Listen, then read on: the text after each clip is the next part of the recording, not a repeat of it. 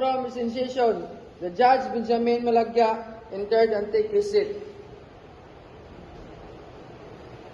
Please stand. Let us recognize the person of our honorable judge, His Honor Benjamin Malagya.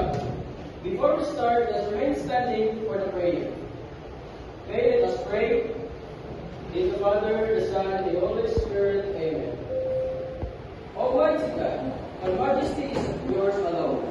You alone judge the nations. Rise up, O Lord. Bring your justice down. Extend your mighty hand to crush the stronghold of the enemy. Send your Holy Spirit and legions of angels to fight for us, bring us justice, my God. The blood of the martyrs cries out. Answer your cry, your perfect justice measured only by your perfect mercy. All traditions paid in all on the cross of Christ. Let the church of Christ crucified bring up, O Lord, let the glory of the resurrection of the Son pour justice down upon us. Come forth, O Lord, come forth now. In the holiest name of all, Jesus Christ, Amen. In the Father, the Son, and the Holy Spirit. You may now take your seats. Court is now in session. We are here today to hear the case of the people of the Philippines versus Joniver Buendia alias John Paul for the alleged murder of Aris Lagari, court-clerk Canadian. Please vote the case. The people of the Philippines versus Joniver Buendia alias John. Thank you. Will the prosecution please proceed with their opening statement? Your Honor, ladies and gentlemen of the jury, today we seek justice for Miss Irish Lagare, a young woman whose life is tragically cut short on April 1, 2025.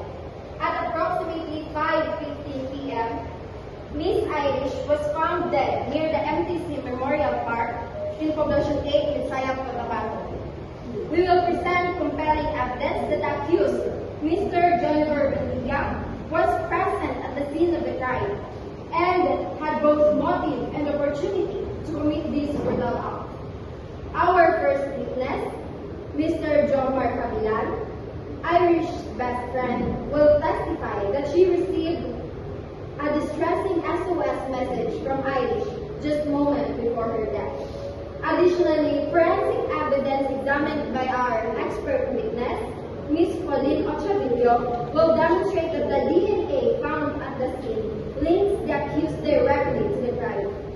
Furthermore, we will present fingerprint evidence collected from the murder weapon, which will further implicate Joniver Buendia in this heinous act. We will show that he is guilty of murder beyond reasonable doubt. Thank you, Your Honor. Thank you, Prosecutor Masuay. Defense, would you like to give your opening statement? Your Honor, members of the jury, while the prosecution may present a narrative, we urge you to remember that the burden of proof lies with them. Joniver Buendia is innocent of the proven. We will show that there is substantial doubt regarding his involvement in Miss Irish's death. Thank you. Thank you, counsel. The prosecution may call its first witness. We call Mr. Jomar Cabilan to stand.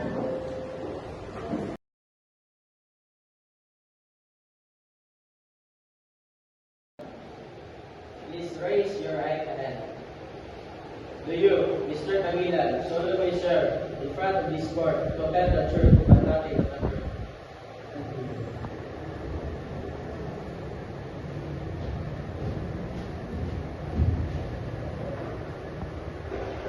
Please state your name for the record.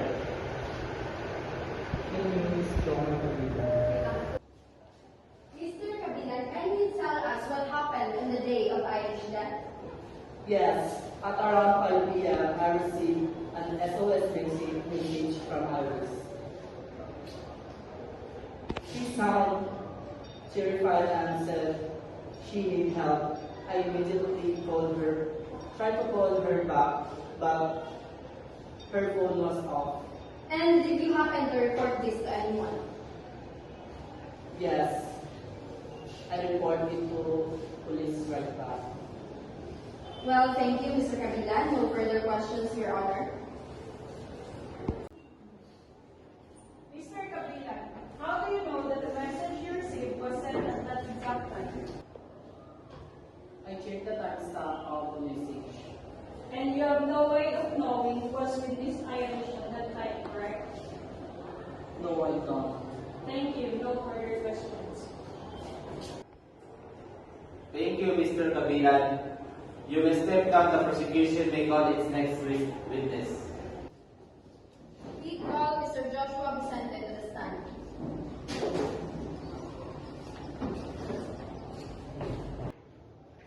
Please raise your right hand.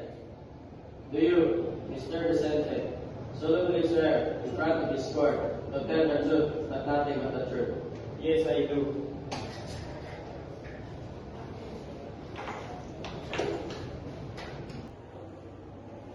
Please state your name for the record. My name is Joshua Cono Vicente.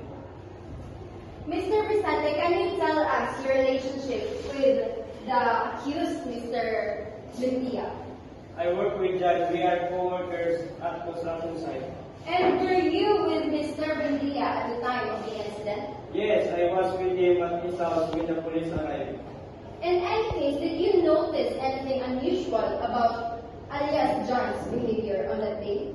He seemed nervous and I could tell something was off, but I didn't think much of it that time. Well, thank you, Mr. Vicente. No further questions, Your Honor. Mr. Vicente, you mentioned that John seemed nervous. Is it possible that he was nervous due to the other reasons related to Miss Irish's death? Yes, I suppose that could be possible. And you were not present at the crime scene, correct? Correct. Thank you, and no further questions. Thank you, Mr. Vicente. You may step down. The prosecution may call its next witness. We call Ms. Paulina Chavillo to the stand.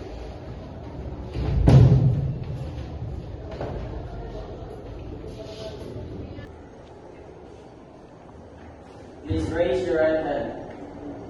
Do you, Ms. Gibilio, solemnly swear in front of this court to tell the Yes, truth I and nothing examined but the several truth? pieces of evidence, including a rock that was identified as a murderous weapon, blood samples, pubic hair, semen that was found at the crime scene, as well as blood samples under the victim's nails. Additionally, I analyzed fingerprint evidence collected from the murderous weapon.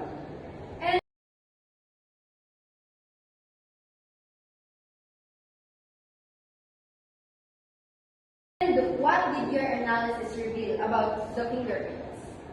The fingerprint found on the rock matched those of the accused, Johnny Burgundia, that he had handled the murderous weapon. Thank you, Mr. Chavillo. No further questions. Ms. Ochavalio, is it possible for fingerprint evidence to be contaminated or misidentified? Yes, contamination can occur, but we follow strict protocols to ensure the integrity of the evidence. And you cannot definitively say that the accused was the only person who could have left those fingerprints, correct? You're correct. Fingerprint can be left in a various way and may not necessarily indicate present contact. Thank you. No further questions. Thank you, Mr. Sabello. You may step down. The prosecution may call its next witness. We call PO1 Justin Ferrerin to the stand.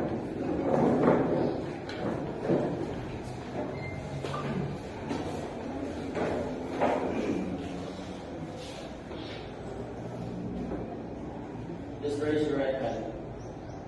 Do you, Mr. Ferrari, solemnly swear in front of this court to tell the truth and nothing but the truth?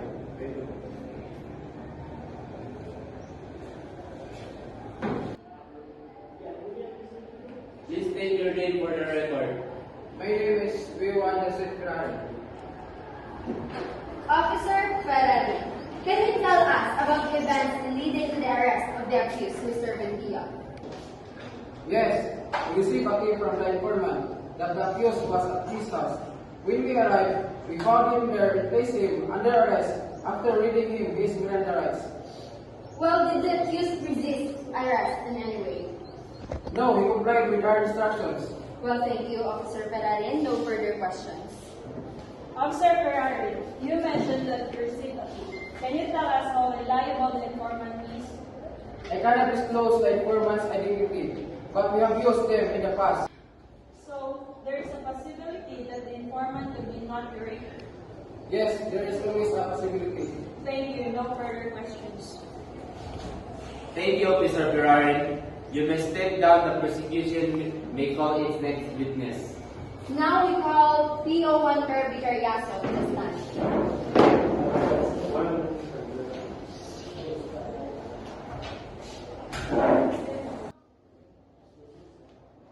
Please raise your right hand. To you, Mr. Carrasco, solemnly swear in front of this court to tell the truth and nothing but the truth. Yes, sir. Please state your name for the record. My name is PO1 Kirby Carriazo. Officer Carriazo, can you describe your involvement in the case? Yes, I was part of the team that responded to the informant's tip. We arrived at the scene shortly after the report and assisted in the arrest of accused of Jennifer Buendia. Did you observe anything at the scene that was significant? When we arrived, we found the accused in his house. We also secured the area and collected evidence including the rock that was identified as the murder weapon and the fingerprint evidence that was processed later. Thank you, officer. No further question. Officer Carriazo, you mentioned that you secured the area. Were there any other individuals present at the scene when you arrived? No, just the So there were no witnesses to corroborate the events that took place at the time of the arrest. correct. Thank you. No further questions. Thank you, Officer Carriazo. You may step down. The prosecution may call its next witness. Honorable Judge, we present to you the family of the victim. Please state your name for the record. I am Sweet Lorraine Lagari, Irish mother. I am Jennifer Lagare, Irish father. I am Ruth Lagari, Irish sister. Name. Mrs. Lagari, can you tell us about your daughter? Irish was a wonderful daughter. She was full of life and she had so many dreams that are devastated by school. Now, Mr. Lagari, how has Irish death affected your family? It has shattered as we lost in the church. Thank you, Mr. and Mrs. Lagari, for further questions. Mrs. Lagare, you mentioned that Miss Irish had many dreams. Can you tell us if she had any conflicts with anyone prior to her death? No, she was still alive and no known enemies. Thank you. No further questions. Thank you, the Lagare family. You may sit down. The prosecution may now rest its case. Your Honor, the prosecution rests. Thank you. The defense may now present its case. Your Honor, the defense calls Jennifer Buendia to the stand.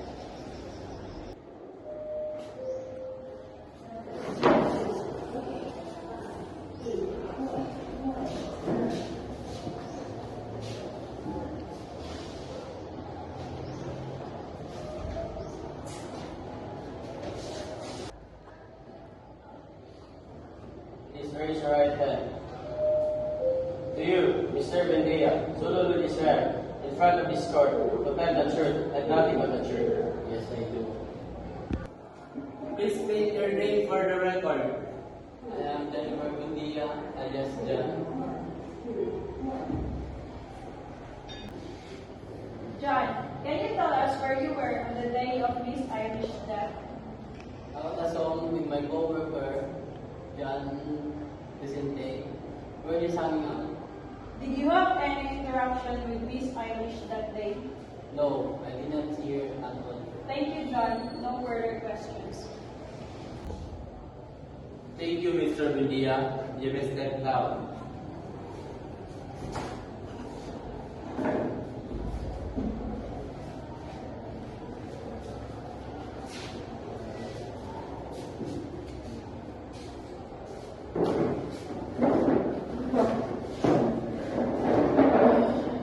defense rests this case. Your Honor, the defense rests. Thank you. We will now proceed to the closing statements. Prosecution, you may begin. Ladies and gentlemen of the jury, the evidence clearly presented points to the guilt of Mr. Jennifer Buendia in the murder of Miss Irish Lagare. We have credible witnesses who heard from Irish death and the forensic evidence that links her directly to the crime scene. The DNA found on the murder weapon and at the scene is irrefutable. Furthermore, the fingerprint evidence collected from the murder weapon matches that of the accused, establishing a direct connection to the crime.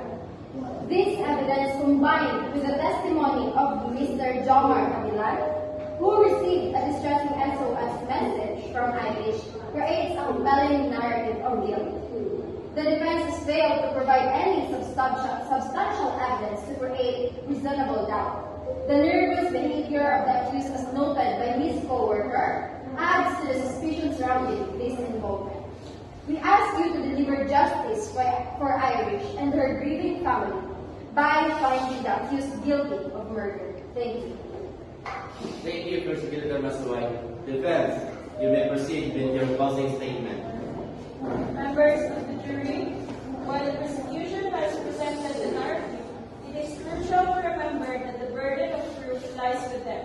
The evidence is circumstantial, and there are significant gaps in the prosecution's case. Mr. Jennifer Buendia was not on the scene of the crime, and while fingerprint evidence was presented, it does not definitively prove that he committed the murder. The DNA evidence will have been contaminated or transferred, and the testimony of the witnesses does not place him at the scene during the time of the murder. We urge you to consider the possibility of reasonable doubt. Irish tragic death is a loss for her family, but it does not mean that John is guilty. We ask you to find him not guilty. Thank you. Thank you, counsel. The jury will now deliberate on the evidence presented and reach a verdict. Court is adjourned until the jury returns with their decision.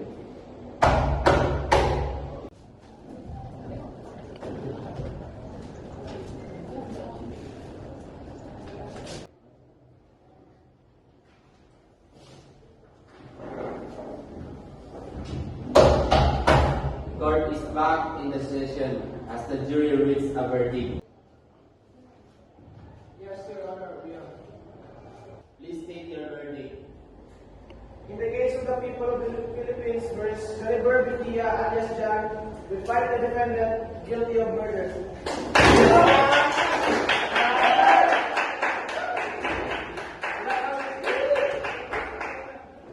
Thank you, jury, for your service. This court respects your decision. I understand this is a difficult time for you, but justice has been served. Your Honor, we request that the court impose the maximum penalty for this crime. The court will take that into consideration. Sentencing will be scheduled for a later date. Your Honor, we would like to file a motion for reconsideration based on the evidence presented. That motion will be noted.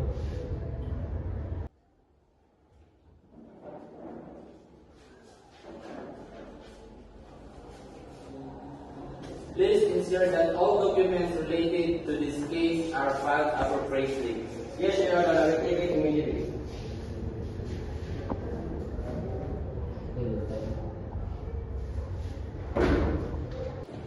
I'm truly sorry for your loss. Please know that we will continue to seek justice for Iris.